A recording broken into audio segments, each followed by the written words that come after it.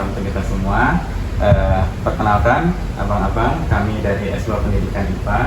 Dalam rangka mata kuliah Sains dan Teknologi, kami ingin bertanya sekaligus mensurvei bagaimana abang-abang mengelola tambak udang PSLA di Bengkulu Tengah ini. Yang pertama mungkin kami akan duluan untuk bertanya, ya bangnya dari saya Aryo Pratama, boleh dipanggil juga nanti. Di sini mungkin yang ingin kami tanyakan, yang pertama itu kira-kira gimana awal mula abang-abang itu mulai membuka usaha atau mulai berbisnis atau mulai berbudidaya dalam tambak udang ini, Bang? Kira-kira mungkin bisa diceritain. Awal mulanya itu ini bisnis keluarga, jadi perpanjangan lah. Dari awalnya bisnis A, terus kita pilih kayaknya udang ini boleh nih kita coba. Ya, rekomendasi dari teman-teman, awalnya gitu aja sih. Dan punya potensi berarti, Bang? Ya, punya potensi dari kita dengar dari teman-teman yang udah berhasil, ya kan? Oh, kayaknya lumayan ya ini.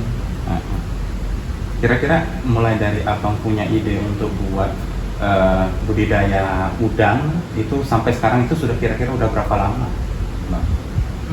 Sekitar 5 tahun. Udah 5 tahunan ya? Dari awal mulai, kurang lebih sekitar 5 tahun. Itu di Bengkulunya atau sebelumnya? Di Bengkulu ini udah 4 tahun. Udah 4 tahun, berarti 1 tahunnya di luar. Kita dari S2IP ini ingin tahu di tambak udang ini teknik atau metode budidaya yang digunakan di sini apa?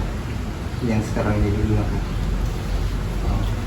Untuk tekniknya, untuk sistemnya kita ini sistem intensif ya. Jadi menggunakan berat tebar yang tinggi, dan juga kalau dari tekniknya kita memakai teknik antara keseimbangan plankton sama bakteri. Jadi densitas antara plankton sama bakterinya ini hampir sama lah ya. Untuk ciri-cirinya sistem tersebut bisa berhasil itu bisa dilihat dari kondisi kincir yang putih, busa yang melimpah, sama plankton yang agak-agak milky. Untuk jenis udangnya apa di sini? Ini udang faname, nama spesiesnya Lithopaneus faname.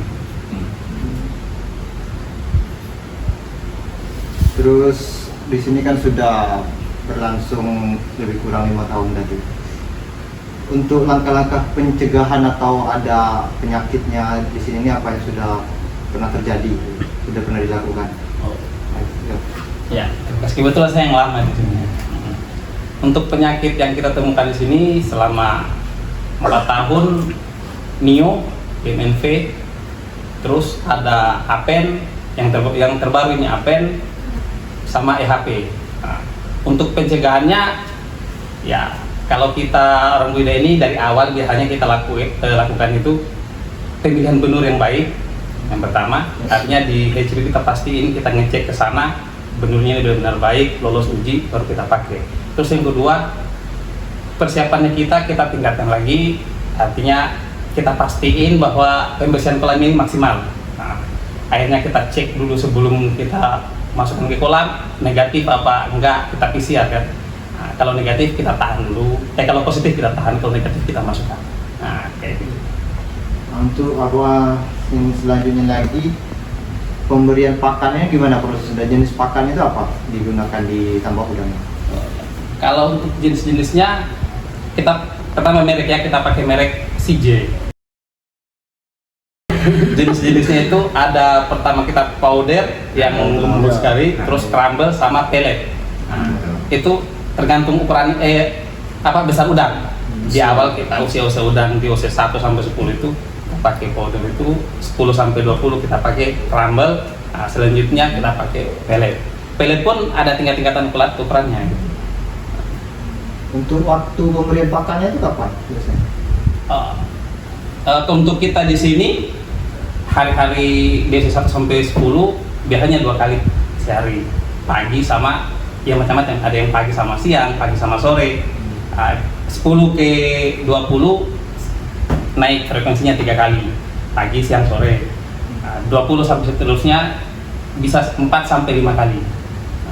Untuk proses pemberian makannya apa sudah menggunakan apa ada sejenis teknologi atau masih ditabur manual sama kita yang di sini yang budidaya, atau sudah ada inovasi tersendiri gimana sih? Kebetulan kita di sini belum ada pakai itu teknologi. Sebenarnya kalau yang paling bagus memang pakai teknologi auto feeder namanya. Kita di sini masih pakai auto feeder. Seperti auto feeder ya.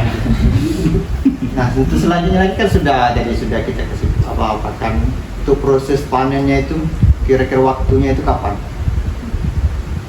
Umur udangnya itu. Kalau untuk waktu, kalau keadaan normal ini, kita bicara keadaan normal, kita biasa panen di umur 100 hari ke atas. Artinya itu bisa sudah sampai size per kilo bisa sampai 40 atau 35 per kilo.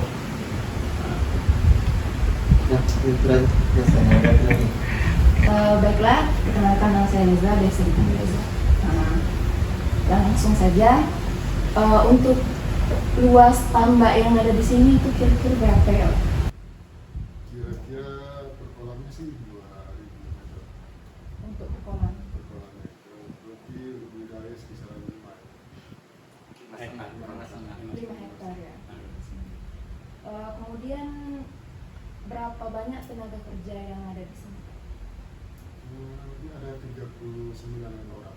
39 orang. Itu per tambaknya, per kolam itu berapa orang kira-kira yang ngurus? Kalau kita di sini satu orang pegang 2 kolam.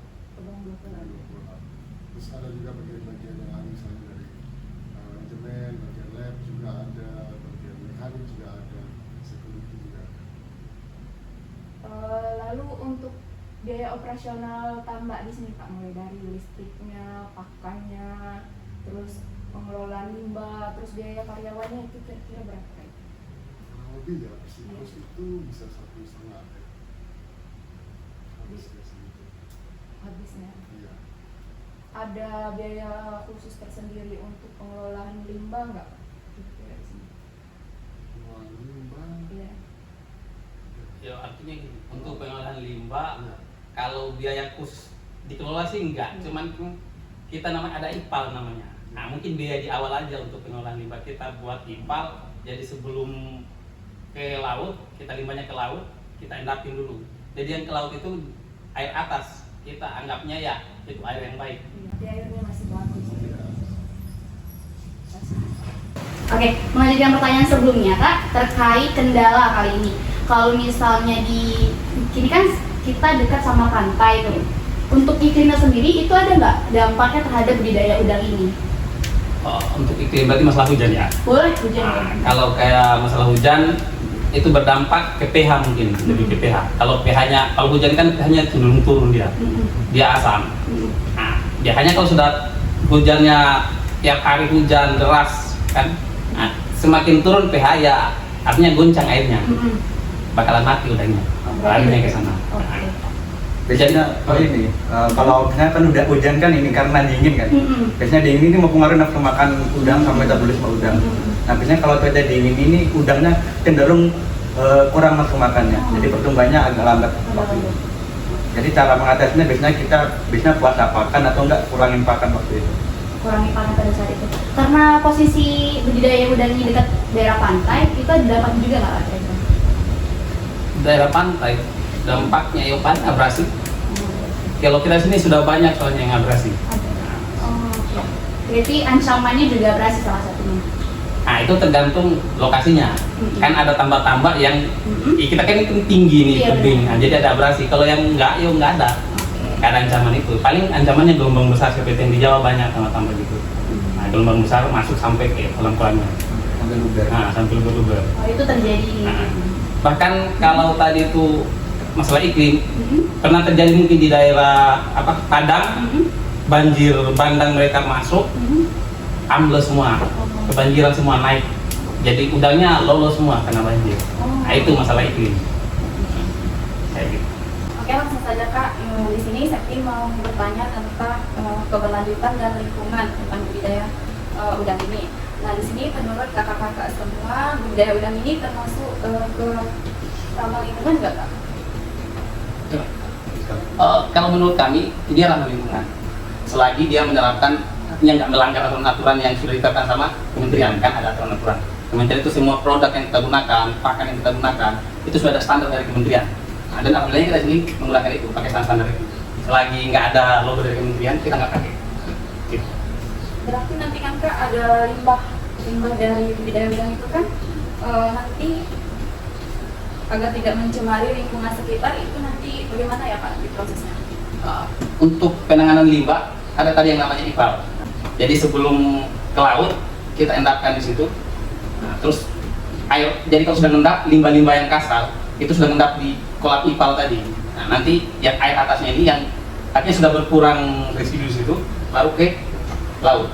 Nah, di samping itu kita menggunakan produk-produk bakteri baik, dia merombak itu amonia zat-zat racun di situ buat kalau laut nanti tetap bagus. Dan terbukti bahwa di IPAL-nya kita, di tempat pembuangan limbahnya kita itu banyak orang mancing. Nah, mungkin kalau teman-teman bisa lihat ke sana, biasanya sore pagi itu ada yang mancing di sana. Nah, itu artinya bahwa kalau ada ikan banyak di situ, berarti menunjukkan bahwa ini limbahnya nggak berbahaya.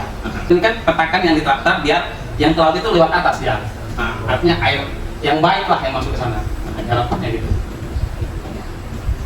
Terus selanjutnya itu bagaimana melakukan usaha untuk menjaga keberlanjutan sumber air yang ada di lingkungan tambak udang ini Kak? Untuk keberlanjutan, yang pertama tadi Pak, yang kedua mungkin hubungan keberlanjutan mungkin masalah penyakit ya. Nah, penyakit ini kebanyakan dari virus. Nah, mungkin tadi itu kita pengecekan di awal, di benur yang kita pakai bibit udang ini kita tahan di sana dulu. Kalau nggak lolos terindikasi virus, ya jangan dipakai. Nah, terus yang kedua misal ada kasus yang banyak sudah terjangkit di sini sudah ada. Biasanya kita istirahatkan agak lama. Nah, biar ini kan air laut, lama-lama ke bawah ombak. Nah, biar nggak.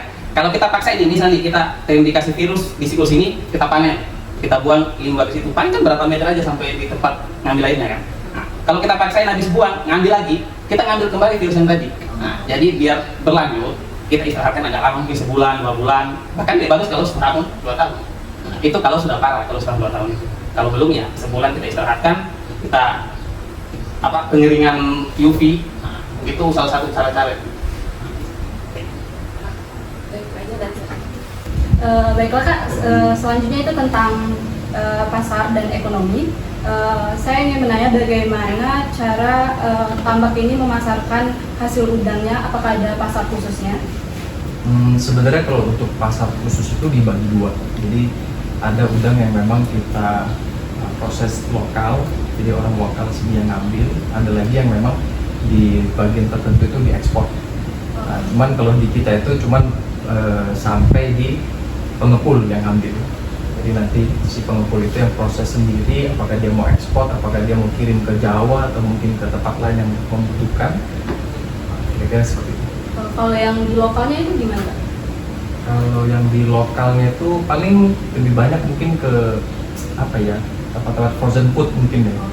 Pasar-pasar kayak ya, gitu. Pasar-pasar lokal. Baik, pertanyaan selanjutnya Kak, bagaimana fluktuasi harga udang di pasar itu mempengaruhi usaha tambak ini atau enggak? Sebenarnya kalau untuk harga itu mempengaruhi, cuman tetap mungkin lebih ke untungnya kali ya. Yang tadinya mungkin harusnya sebanyak berapa, kalau misalnya fluktuasi harga lagi turun berkurang. Tapi kalau misalnya untuk menjaga dari fluktuasi harga ke kita budidaya, sebenarnya berpengaruhnya cuma di masalah apakah untungnya berapa, tapi yang untuk kita mempertahankan keuntungan kita itu ya kembali lagi ke cara budidaya kita, apakah kita boros, apakah kita salah mungkin caranya yang menyebabkan kematian, kerugian total. Baik, selanjutnya bagaimana tambak ini mencoba atau berencana untuk inovasi teknologi baru dalam budidaya udang? Kalau untuk soal inovasi budidaya baru itu mungkin ke depan kita mau coba auto feeder, jadi memberikan pakannya itu menggunakan alat. Nah, terus untuk tes secara air atau mungkin jumlah udang yang berada di dalam di dalam kolam itu kan kita bisa pakai kamera mungkin ya, mungkin ke sana biar secara visual itu lebih pasti. Selanjutnya, sejauh mana teknologi digital atau IoT yang telah diterapkan di tambak ini? Sebenarnya untuk sekarang penerapan teknologi kita itu lebih banyak ke lab, karena di lab itu kan hasil itu menentukan banget apakah pekerjaan kita ini ada salahnya kah atau ada melesetnya kah. Tapi kalau misalnya untuk teknologi yang sampai mungkin lebih advance, kita sementara belum, karena mengenai harga yang lumayan mahal.